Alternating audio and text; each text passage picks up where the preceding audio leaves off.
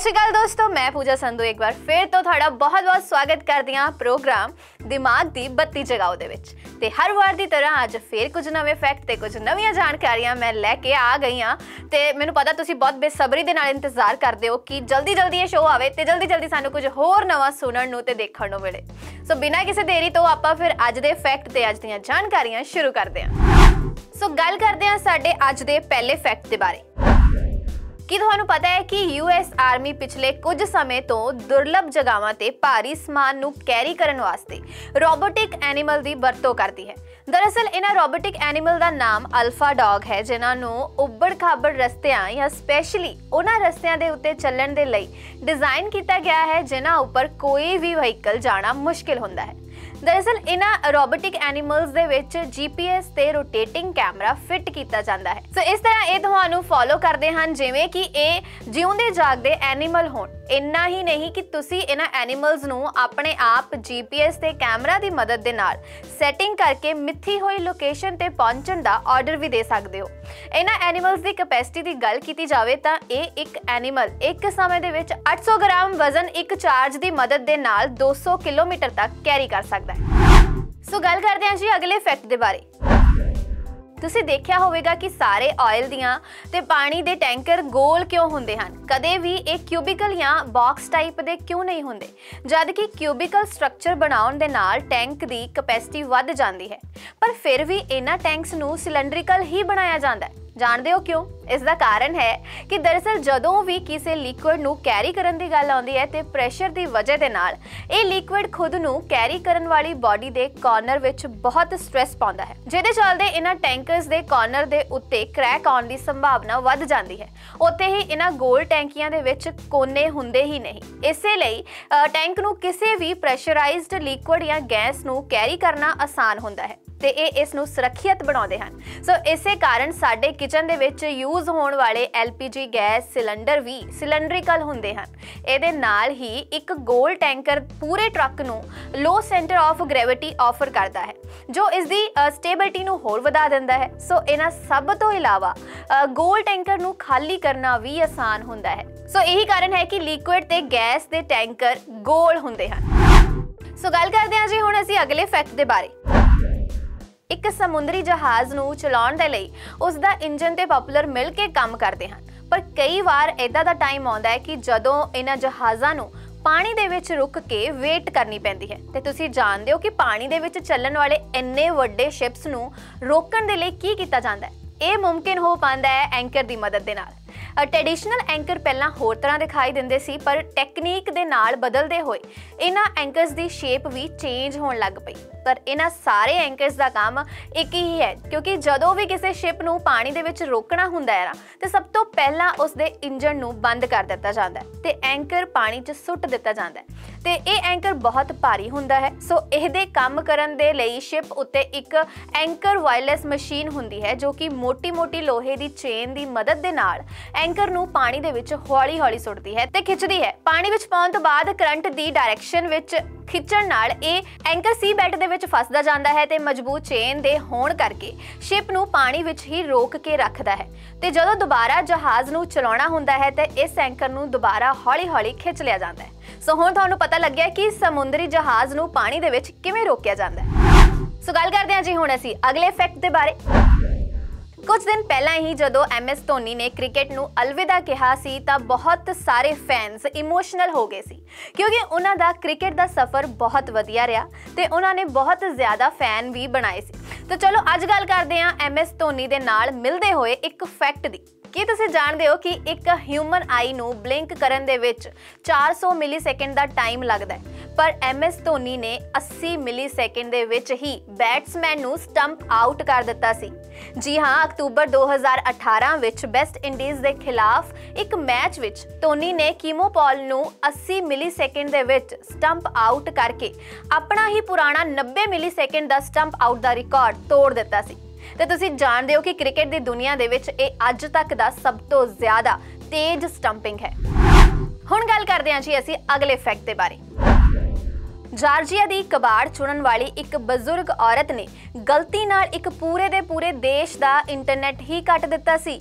दरअसल होया कि मार्च 2011 ਵਿੱਚ 75 ਸਾਲ ਦੀ ਇੱਕ ਬਜ਼ੁਰਗ ਔਰਤ ਜਾਰਜੀਆ ਦੀ ਰਾਜਧਾਨੀ ਤੋਂ ਥੋੜਾ ਜਿਹਾ ਦੂਰ ਜ਼ਮੀਨ ਤੋਂ ਕਬਾੜ ਚੁਣ ਰਹੀ ਸੀ, ਪਰ ਉਸ ਦਿਨ ਉਸਦੇ ਕੋਲ ਜਿਵੇਂ ਖਜ਼ਾਨਾ ਲੱਗ ਗਿਆ ਸੀ। ਉਸਨੇ ਜ਼ਮੀਨ ਵਿੱਚੋਂ ਕਈ ਕਿਲੋ ਕਾਪਰ ਨੂੰ ਖੋਦ ਕੇ ਕੱਢ ਲਿਆ, पर इस खुदाई के दौरान उसका फाबड़ा गलती दे नाल एक अंडरग्राउंड ऑप्टिक फाइबर केबल दे नाल लग गया। सो इसते पड़ोसी देश अर्मीनिया दे 90% लोगों का इंटरनेट कनैक्शन कट गया। दरअसल अर्मीनिया नूं लगभग सारा इंटरनेट जॉर्जिया ही प्रोवाइड करता है ते इंटरनेट कनैक्शन इन्हां हाई स्पीड ऑप्टिकल फाइबर के जरिए ही दिता जाता है। सो इस केबल के कट्टे जाण दे लगभग 5 घंटे तक अर्मीनिया के 90% लोगों का इंटरनेट बंद हो गया सी ते नाल ही जॉर्जिया के कुछ इलाकों की कनैक्टिविटी भी घट गई सी।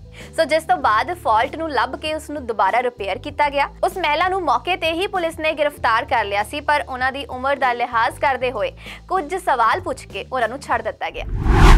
सो गल करदे हां जी हुण असीं अगले फैक्ट दे बारे।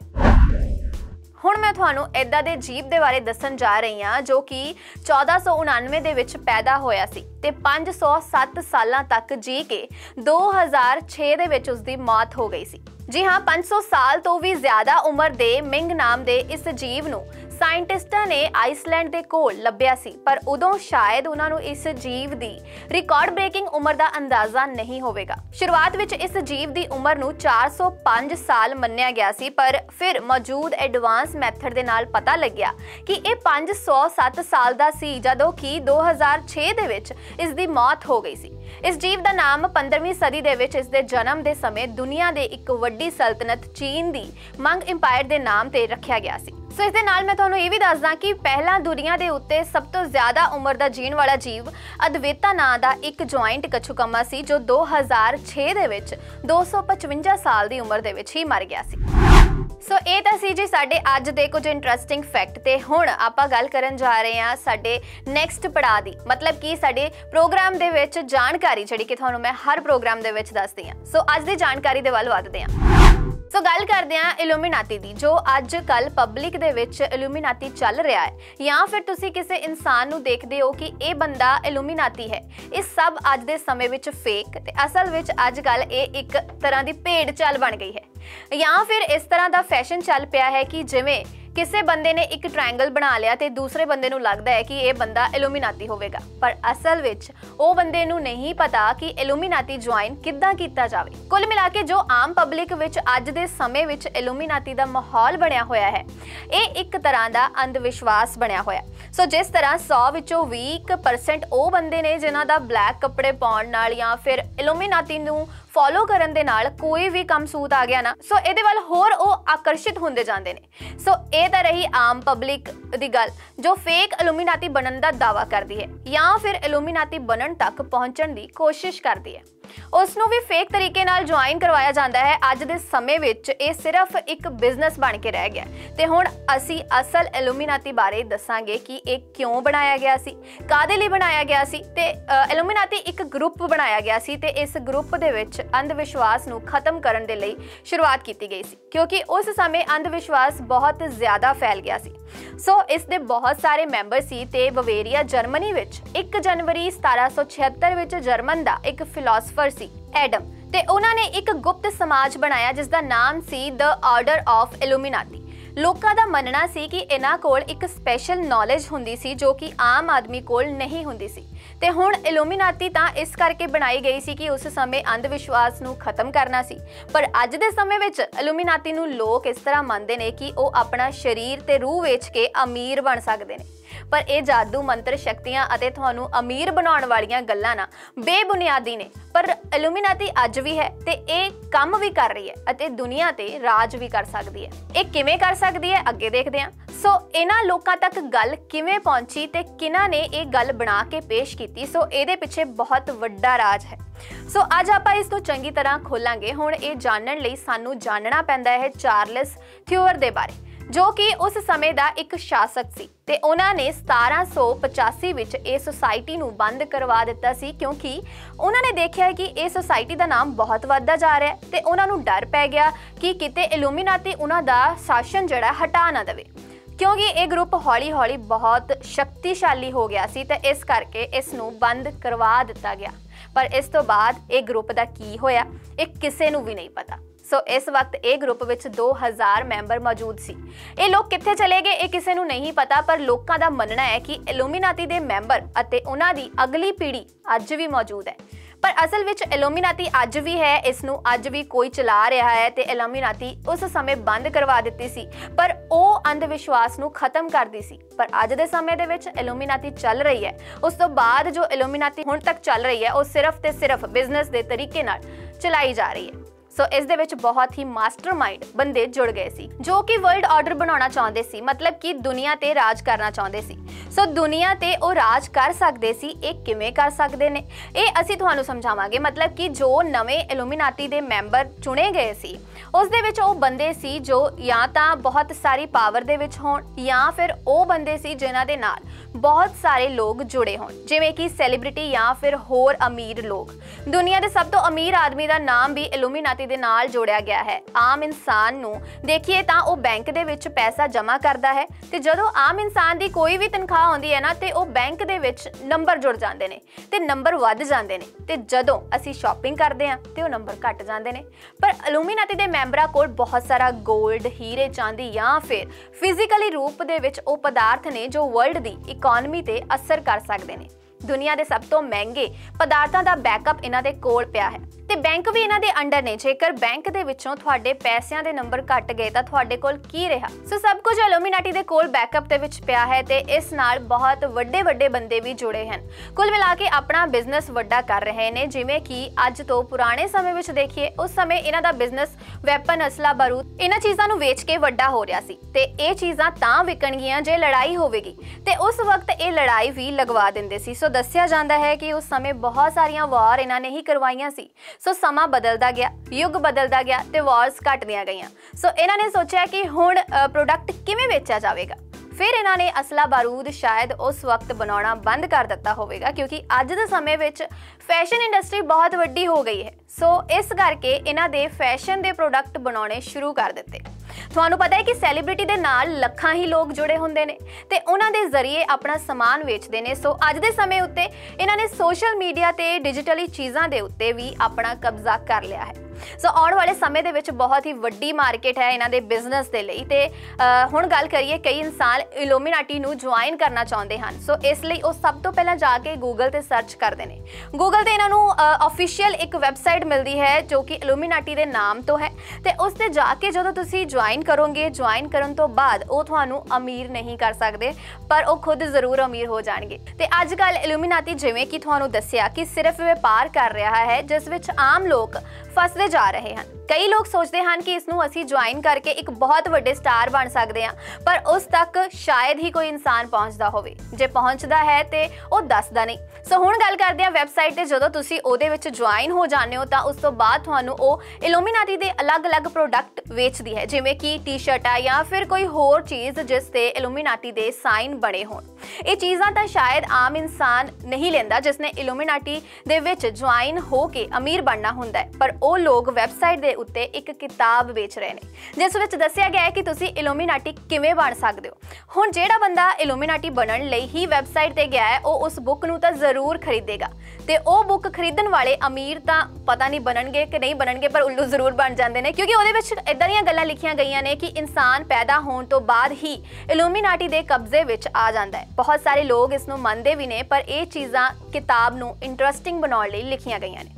ते हुण तुसीं आप ही सोचो कि इहो जही किताब जो तुहानूं अमीर बना देवेगी वो सिर्फ $9 दे विच मिल रही है। सो गल करिए इन्हां दे लोगो दी तां बंदा किसी भी पोजीशन विच खड़ा होवे वो इन्हां दा लोगो बन जाता है, पर उन्हां विचों कुछ क लोगो बहुत ज़्यादा फेमस ने जिवें कि ट्रायंगल दे विच अख ते इन्हां दे मुताबिक ये अख लूसीफर मतलब इन्हां दे एक शैतान दी अख है जो सारी दुनिया नूं देख रहा है ते शैतान दा तां पता नहीं पर असल विच जो लोग इल्यूमिनाटी नूं चला रहे ने वो सारी दुनिया नूं देख रहे ने ते कंट्रोल कर रहे ने ते आप दे हिसाब नाल चला रहे ने। सो असी ये गल्लां इस करके कह रहे हैं क्योंकि दुनिया के सब तो अमीर इंसान 500 ट्रिलियन के मालक रॉथस्चाइल्ड वर्गे लोगों का नाम भी इन्हां दे नाल जुड़िया होया है।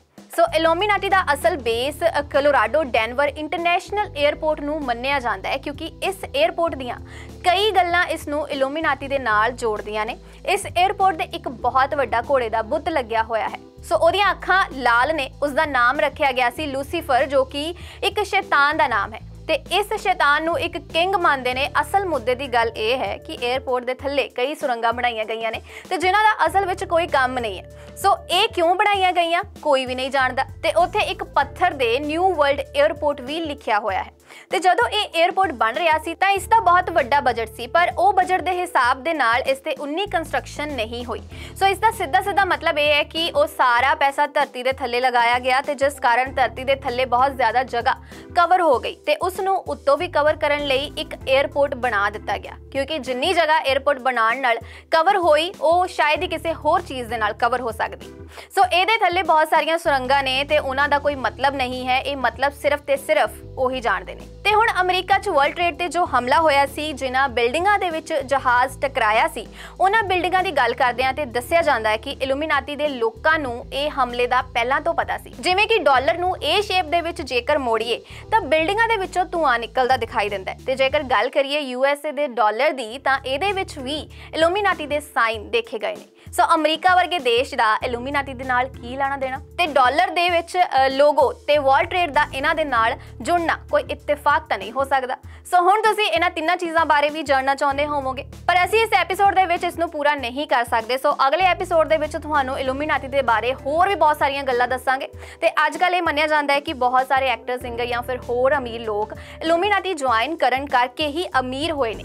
ਪਰ ਜੇਕਰ ਅੱਜ ਇਲੂਮੀਨਾਟੀ ਦੀ ਪਰਿਭਾਸ਼ਾ ਦਈਏ ਤਾਂ ਇਹ ਅੱਜ ਕੱਲ੍ਹ ਨਵੇਂ ਯੂਥ ਨੂੰ ਆਪਣੇ ਵੱਲ ਆਕਰਸ਼ਿਤ ਕਰਨ ਦਾ ਇੱਕ ਜ਼ਰੀਆ ਬਣ ਗਿਆ ਹੈ। ਸੋ ਇਹ ਤਾਂ ਸੀ ਜੀ ਸਾਡੇ ਅੱਜ ਦੇ ਪ੍ਰੋਗਰਾਮ ਦੇ ਕੁਝ ਇੰਟਰਸਟਿੰਗ ਫੈਕਟ ਤੇ ਕੁਝ ਜਾਣਕਾਰੀਆਂ, ਤੇ ਬਾਕੀ ਜੋ ਗੱਲਾਂ ਰਹਿ ਗਈਆਂ ਨੇ ਉਹ ਆਪਾਂ ਅਗਲੇ ਐਪੀਸੋਡ ਦੇ ਵਿੱਚ ਕਰ ਲਵਾਂਗੇ। ਪਰ ਹੁਣ ਜਾਣ ਦਾ ਸਮਾਂ ਹੋ ਚੁੱਕਿਆ ਹੈ। ਸੋ ਅਗਲੇ ਐਪੀਸੋਡ ਦੇ ਵਿੱਚ ਅਗਲੇ ਫੈਕਟ ਤੇ ਜਾਣਕਾਰੀ ਦੇ ਨਾਲ ਮੈਂ ਤੁਹਾਡੇ ਫੇਰ ਰੂਬਰੂ ਹੋਵਾਂਗੀ ਤੇ ਉਦੋਂ ਤੱਕ ਤੁਸੀਂ ਹੁਣ ਮੈਨੂੰ ਦਿਓ ਇਜਾਜ਼ਤ। ਸਤਿ ਸ਼੍ਰੀ ਅਕਾਲ ਤੇ ਦੇਖਦੇ ਰਹੋ ਪੰਜਾਬੀ ਨੈਸ਼ਨਲ ਟੀਵੀ।